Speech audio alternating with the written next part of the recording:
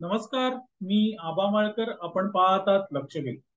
मंडळी, नुकत्याच ग्रामपंचायतीच्या निवडणुका झाल्या.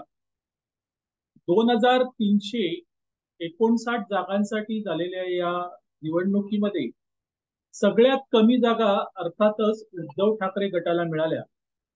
उबाटाचं या निवडणुकीत पानिपत झालं. असं असतानाही उबाठा गटाला किंवा ठाकरे गटाला जवळजवळ 151 जागा मिळाल्या असं म्हटलं जातं. जो माझ्याकडे आकडा आहे तो 140 आहे, पण त्यांचा दावा आहे 151. आपण 151 मान्य करू. 151 जागा त्यांना मिळाल्या. खरं म्हणजे इतक्या जागा उद्धव ठाकरे गटाला मिळणं याचंच मला आश्चर्य वाटतं. आणि तेही ग्रामपंचायत निवडणुकीमध्ये. आणि ते यश आहे मित्रांनो. जरी निवडणुकीनंतर प्रत्येक जण उद्धव ठाकरे गटाला नाव लावत असेल किंवा दोष देत असेल, तरीही 151 जागा मिळणं हे खरं म्हणजे उद्धव ठाकरे गटाचं यश आहे. पण ते यश उद्धव ठाकरे किंवा आदित्य ठाकरेंचं नाहीये. ते यश आहे उद्धव ठाकरे गटामध्ये आजही जे प्रामाणिक कार्यकर्ते राबतायत त्यांच्या मेहनतीचं ते यश आहे. आणि त्यामुळे मित्रांनो, या जागा ज्या 351 असं स्वतः उबाटाचे कार्यकर्ते सांगतात, त्या खूप जास्त आहेत. परिस्थिती अशी आहे मित्रांनो, की कार्यकर्ता झटत होता. जो काही उरला सुरला कार्यकर्ता उद्धव ठाकरे यांच्या शिवसेनेत आहे, तो झटत होता. त्याला कुठेही बॅकिंग नव्हतं. अशा वेळेस त्या कार्यकर्त्यांनी आपल्या मेहनतीतून मिळवलेल्या या 151 जागा आहेत. या जागा त्यांच्या मेहनतीचं यश आहे. आणि त्यामुळे त्याचं श्रेय हे उबाटाच्या कार्यकर्त्यांना द्यावंच लागेल. मंडळी, आज परिस्थिती अशी आहे की उद्धव बाळासाहेब ठाकरे या गटामध्ये कोणीही उरलेलं नाहीये. उद्धव ठाकरे आणि त्यांच्या भोवतालचा कंपू हा केवळ मातोश्री आणि मातोश्रीच्या बाजूबाजूचा परिसर, म्हणजे फार फार तर मुंबई यापुरताच मर्यादित झालेला आहे. अशा वेळेस राज्याच्या ग्रामीण भागामध्ये पाय रोवून उभं राहणं ही साधी सोपी गोष्ट नाहीये. पक्ष नेतृत्वाकडून पुरेशी मदत मिळत नाहीये. दोन शब्द आशेचे मिळत नाहीयेत. अशा वेळेस बाळासाहेब ठाकरे यांच्यावर निष्ठा आणि बाळासाहेब ठाकरे यांचे पुत्र म्हणून उद्धव ठाकरे यांच्यावर निष्ठा, ही निष्ठा राखणं सोपी गोष्ट नसते. आणि आज उद्धव बाळासाहेब ठाकरे यांच्या गटात जो काही उरला सुरला कार्यकर्ता आहे, त्याची निष्ठा ही या 151 जागांमध्ये दिसून येते. ज्या वेळेस उद्धव ठाकरे म्हणजे शिवसेना फुटली आणि उद्धव बाळासाहेब ठाकरे हा वेगळा गट तयार झाला, त्यावेळेस उद्धव ठाकरे किंवा आदित्य ठाकरे यांनी शिवसेना पक्ष संघटना वाढीसाठी किंवा ती राखली जावी आपल्याकडे म्हणून फारसं काही केलं नाही. इतकंच कशाला, तर जेव्हा मवियाचं सरकार होतं त्यावेळेस देखील उद्धव ठाकरे हे मुख्यमंत्री पदात मशगूल होते. आदित्य ठाकरे हे पर्यावरण मंत्री पदात मशगूल होते. पण त्या सत्तेचा फायदा संघटना वाढीसाठी होईल, राब राब राबणाऱ्या कार्यकर्त्यांना सत्तेची फळं चाकायला मिळतील, यासाठी कोणतेही प्रयत्न झालेले नाही. आणि त्याचमुळे मित्रांनो, एकनाथ शिंदे आणि त्यांच्यासोबत 40 आमदार निघून गेले.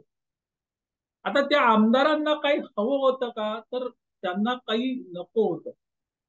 पण पुन्हा आपण निवडून येऊ शकत नाही याची खात्री झाल्यामुळे ते बाहेर पडले. हेही तितकंच सत्य आहे. सत्ता होती शिवसेनेची, मुख्यमंत्री होते शिवसेनेचे, असं असतानाही त्या आमदारांना निधी मिळत नव्हता आणि निधी मिळत नसल्यामुळे लोकांची कामं होत नव्हती. अशा वेळेस लोक आपल्याला पुन्हा का निवडून देतील असा प्रश्न त्यांच्या मनात निर्माण झाला. आणि केवळ पुन्हा निवडून यावं, आपण पुन्हा निवडून येऊ शकू यासाठी ती मंडळी बाहेर पडली. मंडळी त्या परिस्थितीमध्ये तो जो कार्यकर्ता उबाटामध्ये राहिला त्याला काय मिळालं? त्याला सत्तेची फळं मिळाली नाहीत. आणि माझं प्रामाणिक मत असं आहे की उद्धव ठाकरे यांच्याकडे जो कार्यकर्ता पूर्वी होता आणि आजही आहे तो एकनिष्ठ आहे. त्याला स्वतःचं घर भरायचं नाहीये. त्याला लोकांची कामं करायची आहेत आणि त्यातून पक्ष संघटना वाढवायची आहे. आणि त्यासाठी तो प्रामाणिकपणे झटत होता. पण सत्तेची फळं त्याला मिळाली नाहीत.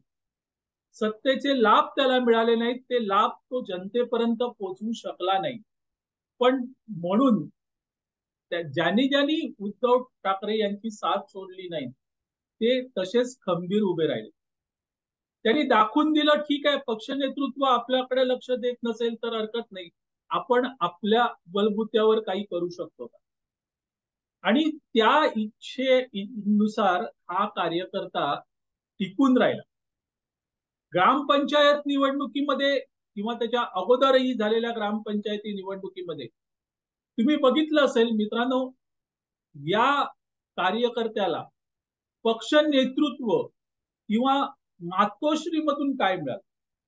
अनेक कार्यकर्ते मला भेटले होते मध्यंतरीच्या काळात. मी त्यांना हाच प्रश्न विचारला की मातोश्रीकडून काय मदत मिळते. तर ते गप्प झाले, काही बोलले नाही. पण त्यांनी एकच सांगितलं की आम्ही उद्धव ठाकरे यांच्या सोबत आहोत आणि शेवटपर्यंत उद्धव ठाकरे यांच्या सोबतच राहू. त्यांचा जो कॉन्फिडन्स होता, आत्मविश्वास होता, तो वाखाणण्याजोगा होता. आणि त्यातून मला ही गोष्ट उमजली की उद्धव ठाकरे यांनी पक्ष संघटनेसाठी काही केलं नाही.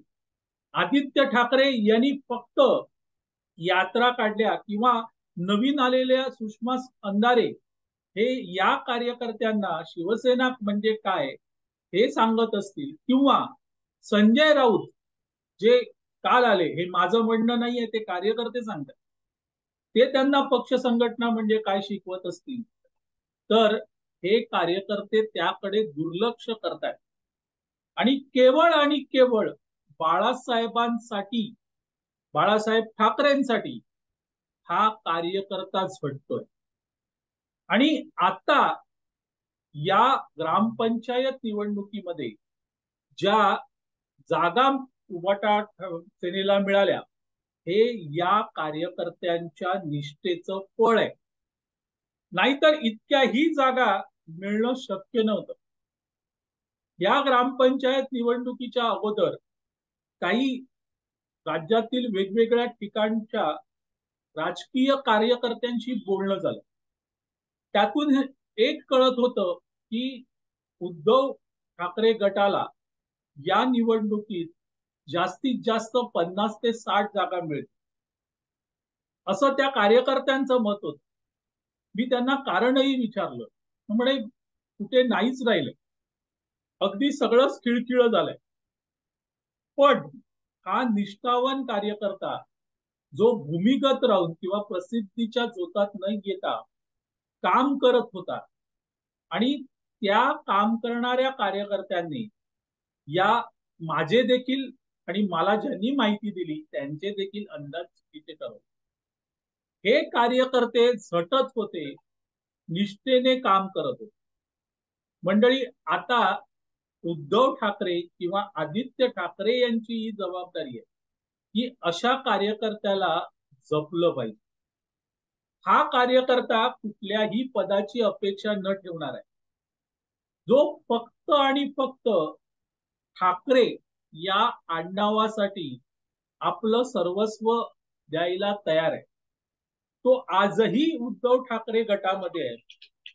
रोज सकाळी येऊन मीडिया समोर बोलणारे संजय राऊत किंवा नव्याने शिवसेना म्हणजे काय हे सांगणारे सुषमा अंधारे यांच्यामुळे शिवसेना तगलेली नाहीये. उद्धव ठाकरे यांची शिवसेना ही त्यांच्यामुळे तगलेली नाहीये, ही तगली आहे या कार्यकर्त्यांमुळे. पण खरं सांगतो, सुषमा अंधारे असतील किंवा संजय राऊत असतील किंवा उद्धव ठाकरे यांच्या भोवतालचं गोतावळा असेल, त्याचा त्रास या कार्यकर्त्यांना होतो. आणि त्यामुळे मातोश्रीची संपर्क नको, पण आपण काम करत राहिलं पाहिजे. आणि आपल्या कामातून मातोश्रीला हातभार लागला तर चांगलंच आहे. ही या कार्यकर्त्यांची वृत्ती आहे. आणि त्या वृत्तीमुळेच मित्रांनो, आज शेवटच्या क्रमांकावर का असेना उद्धव ठाकरे गट आहे.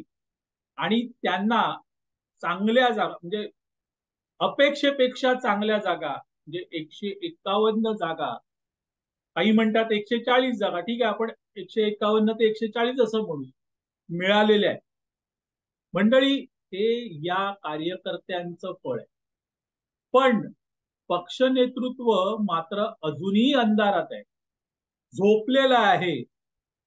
ते फक्त खोके बोके टीका टिंगल टवाळ्या यात व्यस्त आहे. या कार्यकर्त्यांना आधार देऊन त्यांच्यामधला तो स्फुल्लिंग जागवणं हे पक्ष नेतृत्वाला जमलेलं नाही. त्यामुळे मंडळी, आज परिस्थिती अशी आहे की कार्यकर्ता असूनही उद्धव बाळासाहेब ठाकरे हा पक्ष कुठेतरी अस्ताला चाललाय.